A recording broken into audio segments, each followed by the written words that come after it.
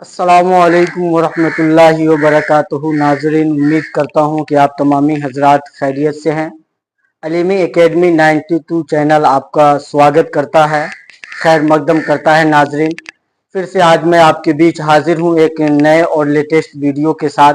नाजरीन, मैं आपको बता दूँ, आप अभी पढ़ रहे हैं दरक्षा उर्दू बिहार बोर्ड की दरक्षा उर्दू चैप्टर, दरक्षा उर्दू किताब आप पढ़ रहे हैं। नाजरीन बने रहे आप इस लेटेस्ट वीडियो में। आज की ये वीडियो बहुत ही लेटेस्ट होने वाला है। नाजरीन, आइए तो हम बढ़ते हैं अपने चैप्टर की तरफ। नाजरीन, हम देख लेते हैं अपने चैप्टर को। जो हमारे सामने चैप्टर, आज नया चैप्टर आ रहा है। चैप्टर का नाम है मनाजिर कुदरत। मनाजिर कुदरत है नाजरीन। और आज से जो हम पढ़ने जा रहे हैं, अब तक हमने अफसाना को पढ़ा, मजमून को पढ़ा, नॉवेल को पढ़ा, मकतूब को पढ़ा। इस 4 उन्वान पे हमने पढ़ लिया है। आज हम नए उन्वान यानी नए टॉपिक पे मिल रहे हैं। नया टॉपिक हमारे सामने है नज़म। साथियों, नज़म क्या चीज है? सबसे पहले आप जाने, नज़म का माना होता है पिरोना। नज़म का माना होता है पिरोना। जिस तरह मोतियों को धागे में पिरोया जाता है, नज़म में ठीक उसी तरह से अल्फाज को एक जगह मिला करके पिरो करके एक नए कविता की शक्ल में शेर व शायरी का वजूद होता है। साथियों, नाजरीन, आप देखें, जो नज़म हम पढ़ने वाले हैं मनाजिर कुदरत, इसके राइटर हैं, यानी कि इस मनाजिर कुदरत के जो नज़म निगार है वो है पंडित ब्रिज नारायण। पंडित ब्रिज नारायण इस नज़म के जो नज़म निगार है वो पंडित ब्रिज नारायण है, जिनका तखल्लुस चेक बिस्त है। साथियों, जिनका तखल्लुस चेक बिस्त है, तखल्लुस चेक बिस्त है। साथियों, पंडित ब्रिज नारायण 1882 ईस्वी में यूपी के फैजाबाद, नाजरीन आपको यही 2 पॉइंट ज्यादातर याद रखना, 1882 में यूपी के फैजाबाद में पैदा हुए। यूपी के फैजाबाद में पैदा हुए। फिर आगे आपकी किताब में दिया है, लेकिन बचपन में ही लखनऊ चले गए, इब्तदाई तालीम वहीं से हासिल की।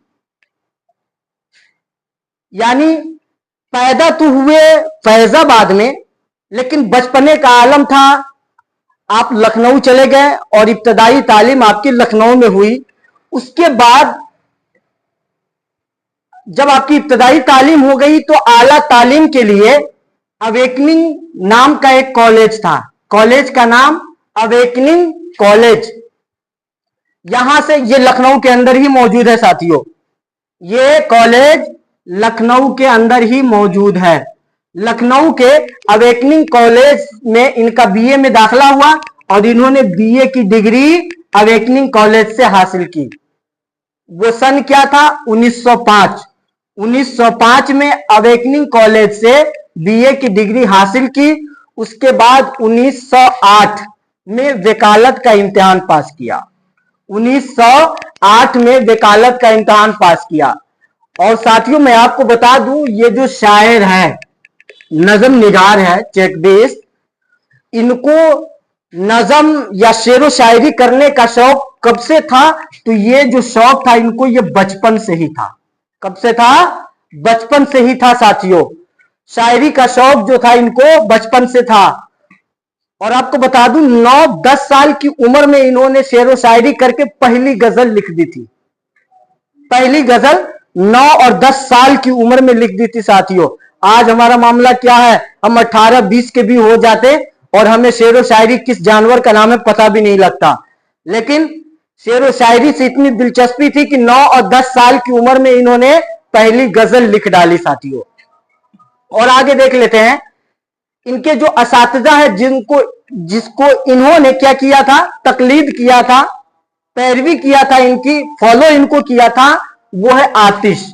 चेक बिस्ट आतिश को फॉलो करते थे, गालिब को फॉलो करते थे और अनीस को फॉलो करते थे।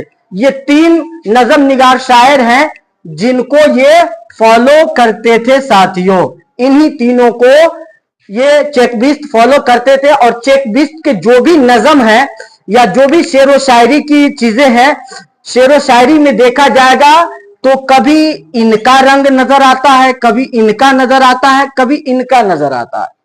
यानी इनके शायरी में इन्हीं तीनों का रंग झलकता है इनके शायरी में। साथियों अब देख ले कि इस अजीम शायर यानी कि चेकबिस्ट पंडित बृजनारायण चेकबिस्ट का इंतकाल 1926 ईस्वी को हुआ था। 1926 ईस्वी को ये दुनिया को छोड़ दिया। क्या मामला उस वक्त का बैकग्राउंड क्या था, मामला सिचुएशन क्या था? एक मुकदमा के सिलसिले में चेकबिस्ट राय बरेली आए, अदालत में कामयाबी के साथ उसी दिन लखनऊ जाने के लिए स्टेशन पर आए। ट्रेन में बैठे ही थे कि दिमाग पर फालिज का हमला हुआ और जबान बंद हो गई। 7 बजे शाम की बात है, 7 बजे शाम को स्टेशन पर ही इसका इंतकाल हो गया साथियों। 7 बजे शाम को स्टेशन पर ही इसका इंतकाल हो गया। नाजरीन, ये बार बार बिहार बोर्ड के एग्जाम का ये मामला होता है कि अगर अफसाना निगारी की बात चल रही है तो ये सवाल पूछ लिया जाता है 5 अफसाना निगार के नाम लिखिए। मजमून निगारी की बात चल रही है, वहां पे ये पूछ लिया जाता है कभी कभी 3 मजमून निगार का नाम लिखिए। अगर बात मकतूब की हो तो मकतूब निगारी में से 2-3 का नाम लिखिए। इसी तरह नावल की बात चले तो ये पूछ लिया जाता है क्वेश्चन में कि 3 या 4 या 5 नावल निगार का नाम बताइए। तो हम अभी पढ़ रहे हैं क्या? नजम, और लेखक नजम निगार है। तो कुछ नजम निगार के नाम हमने नीचे दर्ज कर दिया है ताकि आपको ज्यादा ढूंढने की जरूरत ना पड़े। कुछ और नजम निगार जैसे शफीक फातिमा शोरा है, शफीक फातिमा शोरा है साथियों। इसी तरह जाहिदा जैदी है, इसी तरह किश्वर नाहेद है, इसी तरह एक और शायरा है परवीन शाकिर। परवीन शाकिर की एक नजम हमारे किताब में, नजम या गजल हमारे बिहार बोर्ड की किताब में मौजूद है साथियों। एक और है फहमीदा रियाज। तो ये कुछ नजम निगार शायरा हैं जिनका नाम हमने यहां दर्ज कर दिया है साथियों। उम्मीद करता हूं कि ये बातें आपको समझ में आई होगी। आप अगर चाहें तो इसका स्क्रीनशॉट ले ले साथियों। हाँ साथियों, तो आज हम बात करने वाले हैं इस नजम निगार के जो नजम है मनाजिर कुदरत की। मनाजिर कुदरत, इस चैप्टर के नाम को ही पढ़ने के बाद ऐसा लगता है कि हर कोई समझ सकता है। मनाजिर मंजर का जमा है, मंजर की जमा है मनाजिर। मंजर का माना होता है अंग्रेजी में साइट, लुक, और कुदरत बोले तो नेचर। कुदरत बोले तो नेचर यानी कुदरती जो चीज है, कुदरती जो मंजर है वो यहां झलकता नजर आता है। नाजरीन, मैं आपको बता दूं कि मनाजिर कुदरत जो ये पूरा नजम है, इस नजम में पंडित बृजनारायण चेकबिस्ट ने हिंदुस्तान की खूबसूरती को बयान करते हुए हिंदुस्तान की जो अजमत है उसको उजागर करने की कोशिश की है। हिंदुस्तान की जो खूबसूरती है वो लोगों के दिलों में बसाने की कोशिश की है साथियों। मैं आपको बता दूं कि ये जो चेकबिस्ट साहब है, एक मर्तबा इनका जाना देहरादून हुआ था। देहरादून ये गए थे सफर पे, और उस देहरादून में जो भी कुछ इनको इनकी नजरों ने देखा, देहरादून की पहाड़ की खूबसूरती, देहरादून की पहाड़ की खामोशी, ऊंचाई नीचाई, हरे भरे दरख्त और हरियाली देख करके जो इनके माइंड में आया था, जो इनके दिलो दिमाग में आया था, इन्होंने उसको ही कलम बंद किया है साथियों। तो मैं आपको बता दूं कि चेकबिस्ट ने उन चीजों को देखा और उस देहरादून की खूबसूरती को लोगों तक पहुंचाने की कोशिश की। और देहरादून के बारे में बता दूं कि ये देहरादून कौन सी जगह है? ये उत्तरांचल की राजधानी है।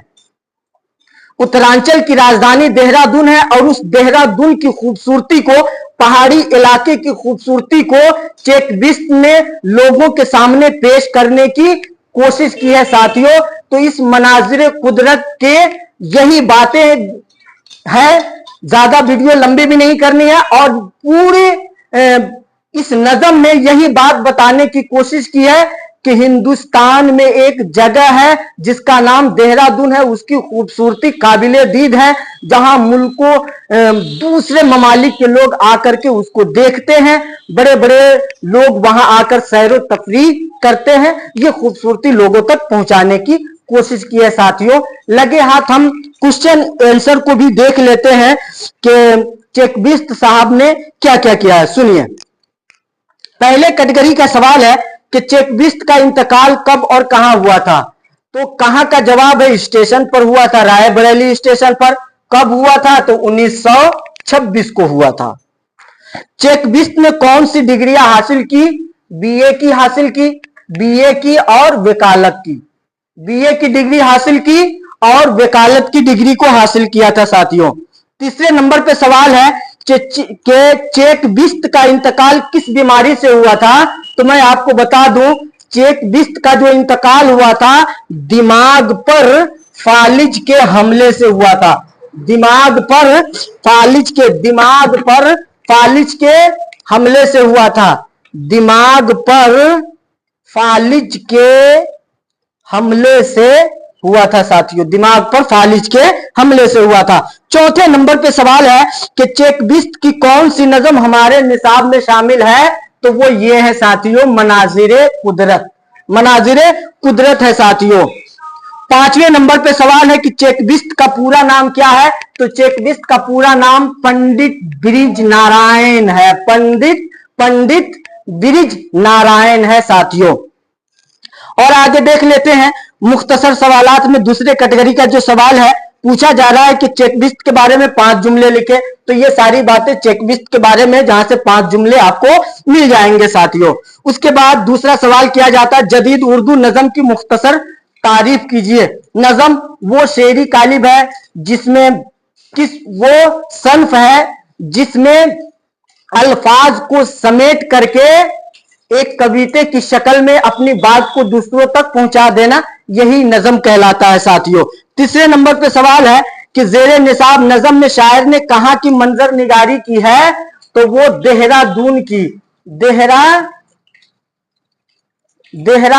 की मंजर निगारी की है साथियों। देहरादून की जो उत्तरांचल की राजधानी है, उत्तरांचल की राजधानी है साथियों।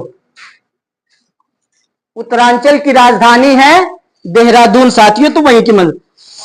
नाजरीन, तो अब जो इसके अलावा जो सवाल है, कुछ सवाल है जो आपके ग्रामर से है, जो ग्रामर पढ़ाते समय मैं क्लियर करा दूंगा आज की वीडियो में। बस इतना ही। उम्मीद करता हूं कि ये सारी बातें आपको समझ में आ गई होंगी। अगर उसके बाद भी अगर कोई बात आपको समझने में दिक्कत हुई होगी तो आप इस नंबर पे राब्ता कर सकते हैं। इस नंबर पे राब्ता करके आप अपने डाउट को क्लियर करा सकते हैं साथियों। 9110925052 साथियों, ये नंबर पे आप पर्सनली कॉल करके जो भी आपके डाउट है आप क्लियर करा सकते हैं। मिलते हैं अगले वीडियो में, तब तक के लिए हमें इजाजत दी जाए। खुदा हाफिज। हिंदुस्तान जिंदाबाद। अस्सलामु अलैकुम।